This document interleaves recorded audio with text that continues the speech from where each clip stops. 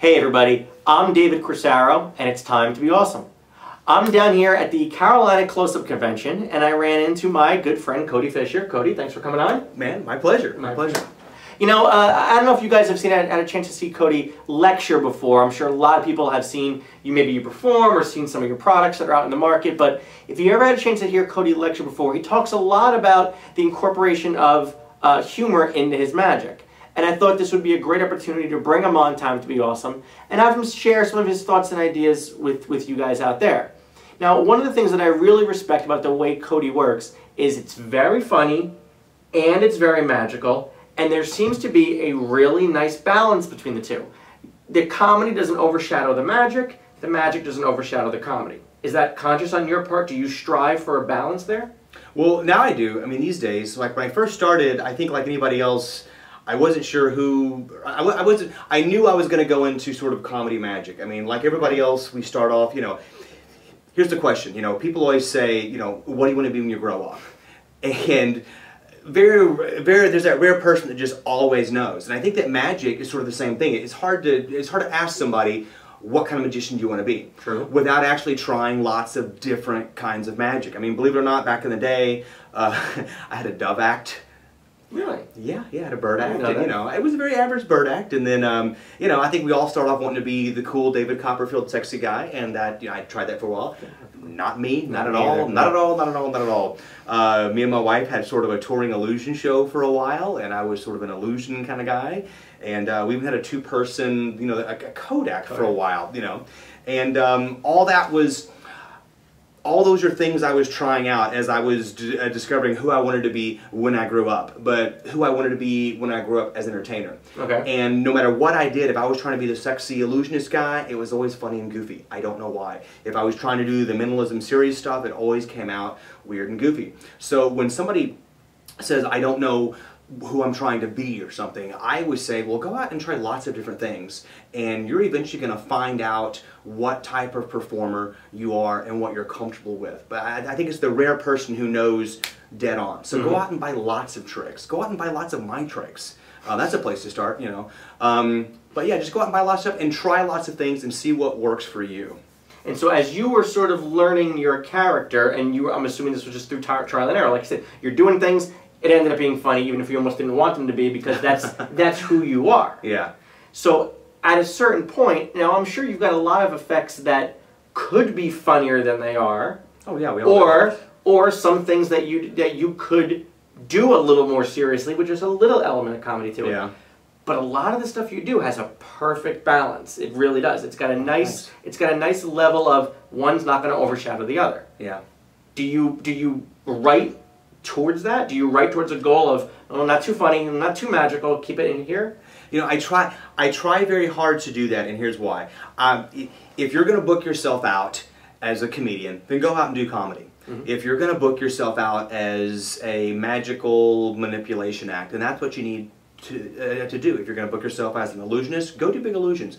But so many of us are booking ourselves out as comedy magicians. So if you're booking yourself out as a comedy magician, you need to do magic, and it needs to be good, and you need to do comedy, and it needs to be good. So I think, you know, who was it? Pat Oswalt had the joke on one of his comedy stand-up. You know, he talks about, you know, comedy magicians back in the early days, and he says comedy magicians are all these hack guys. Like, oh, you're not that funny, we'll learn a card trick.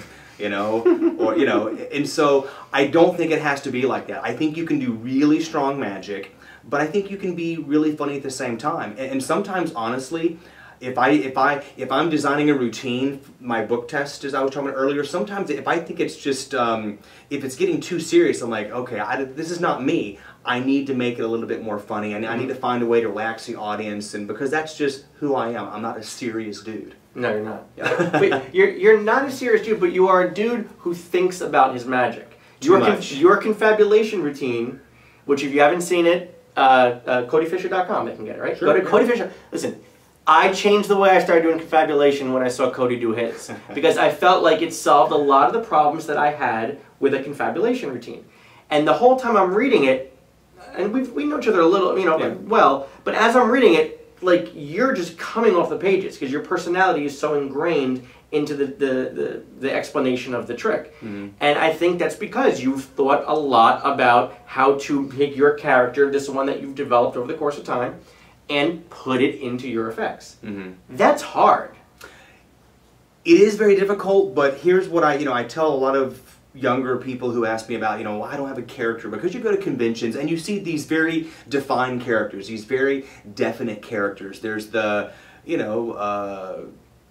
Max Maven, the David Williams. Yeah, the Max Maven, those kind of specific characters. And a lot of people do comedy magic, they say, I don't have a character. And I felt like that for a long time. I'm like, I can't place myself. I'm not David Williamson. I'm not this guy. I'm not. And I felt like I didn't have a character until finally one of my mentors in magic, who's like a director type person, not really a magic person, but I said, I don't have a character. He goes, yes, you do. And I'm like, who am I? And he's like, you're just a very likable guy. You're that person's grandson. You're that person's best friend.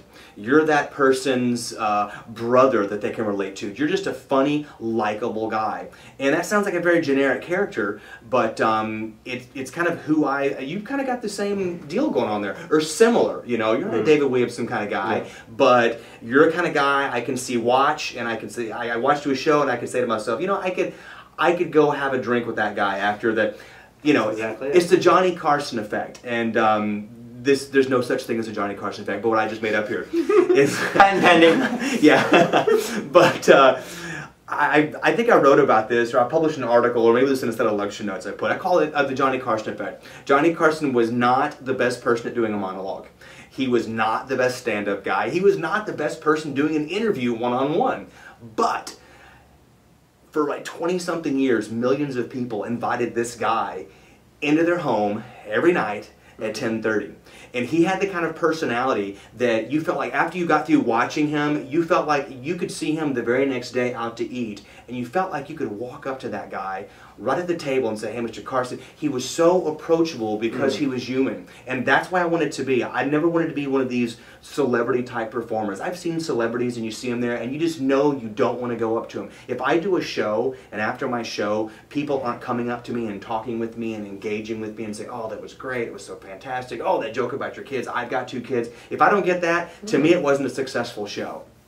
That's a really good point. I mean, there are great performers, no disrespect to somebody like a Maven or a David Williamson, but Maven is, I don't think people are going, I would love to have a dinner, I would love to run out to the diner with him and have a bite to eat. Or Williamson, they'd probably feel like he would be on and overshadowed. You are, and I hope I am, and I think there's a lot of other magicians are, but are the kind of guys people just want to go, I'd love to hang out with him afterwards. Yeah. Can I buy you a beer? When I run to the diner, let's just sit and talk for a little bit. Yeah. And I think a lot of, I hope I come to it, but I think the reason why you do come to it is because you have a balance. You haven't overshadowed one or the other. Yeah. So you incorporate humor into everything I've seen you do. How hard is it for you to write comedy, to write humor for magic? Oh man, it comes in. You never know when it's going to hit you or where it's going to hit you. I mean, the whole comedy confab, I thought of that in the shower. I mean, true story. I'm not, we just done a show, me and my wife had done a show, and she wasn't in the show at this time, we have kids now, but she was helping me do some sound stuff because it was a larger type show, and I've been doing those 3 gag predictions for Lord knows how long, everybody has. And it always got a great response. It was a lot of comedy, but there was never any payoff at the end. And so on the ride home, my wife has talked to me about my show because husbands, listen to your wives. They're the best advice that you're going to get because they've seen it so many times. And they know when you do it right and they know when you do it wrong.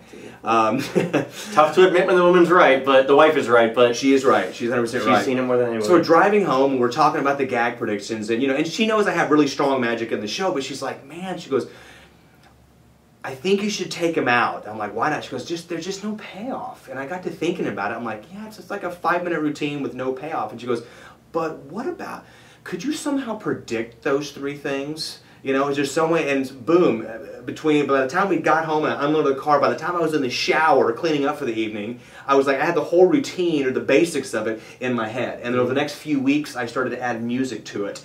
And based on the different gag predictions, I added this musical piece, which is perfect. And so, it's always like an evolution, and I think what makes a good routine is something that you're able to evolve. I mean, nobody just bam takes and writes out a full routine. I've got routines I've been working on now for years, and they're just now starting to like, okay, I'm comfortable with where I am here, you know. And I got some stuff that I've tried out for years, and it doesn't work. And if it doesn't work, I'm moving on. Do you think that, would you say that you start with the magic and build humor and a presentation around it, or have you thought of something really funny and tried to build a trick to fit it? I've done both. Okay. I mean, obviously the comedy confab thing, we had the comedy. The comedy was first. It was That's right. It was those gag predictions. So I knew that I wanted to leave those in the show because, as you know, as hack as they are, for ordinary people who don't see them all the time, they're really funny. Yeah. And so I thought, man, if I could take those and make those into something really strong, I've got a strong magic and built-in comedy, so that routine sort of evolved like that. When I talk about my professor's nightmare, the Sweet Dreams, rated R, raunchy rope routine. It's not rated R.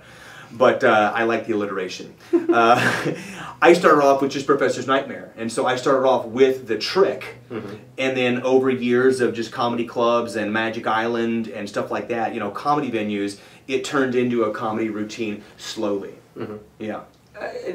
I want to pick up on a couple things you said during the course of this. You mentioned Patton Oswalt a minute ago. So you listen to or watch stand-up. Oh, yeah. You mentioned comedy clubs. You've talked about several different things of you immersing yourself into comedy.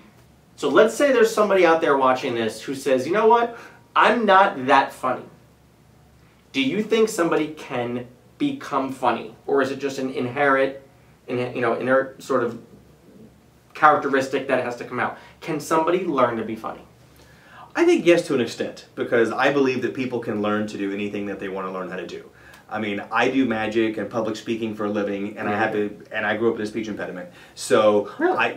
Yeah. Well, thank you. I hide it very. You obviously hide it very well. You know, so I think anyone with a desire to do something, they can achieve that. Now, for some people, it's just a lot easier. Some people are just naturally hilarious. My brother is naturally funny. I mean, he does anything, he picks up a remote control, and something about the way he does it is just absolutely hilarious. For me, I have to work at it. But I also like comedy. I watch comedy, I listen to comedy. If I'm in the car, I got my iTunes. I love comedy. And so I think you can learn to do it. You just have to start. If you have kids, you're already a comedian. If you have kids, you're already a stand-up comedian. Your kids will give you more material and funny ideas for shows and tricks than you ever want to do. But I remember Steve Martin was asked in his book, well, I read his book. Standing Up. Yeah, Born Standing Up. You probably know the quote. But Steve was asked, I'm not going to do it the way he said it because he uses some inappropriate language, but one interviewer asked Steve in like the height of his career, said, Steve Martin, you know, it's like, how are you so funny? And Steve says, well, here's what I do. Before I go out on stage, I put bologna in my shoes. And when I walk out on stage, I feel funny. You know, so I mean, you know, that's you have to be able to find humor in everyday things. You can't take yourself serious if you're going to do comedy magic, you know. That's right. I've always felt like my sense of humor is kind of like a muscle, in the sense that the more you exercise that muscle. Exactly. You mentioned Standing Up, Steve Martin's book. So you read comedy, I think that if you're out there and you watch stand-up comedy, you watch funny sitcoms, you see funny movies, The Airplane, Naked Gun, whatever. Yeah. I think if you do that over time, you'll find you just become a little quicker. Your sense of humor becomes a little sharper. Yes, so you can learn how to do this. I think so. Yeah. And you mentioned a quote before. I'll match you with one. Right when Jerry Seinfeld was about to do the last episode of Seinfeld, he did a panel discussion, and somebody said, "How do you get your great ideas or whatever?" And Jerry looked at her and he said, "Are you asking me where ideas come from?"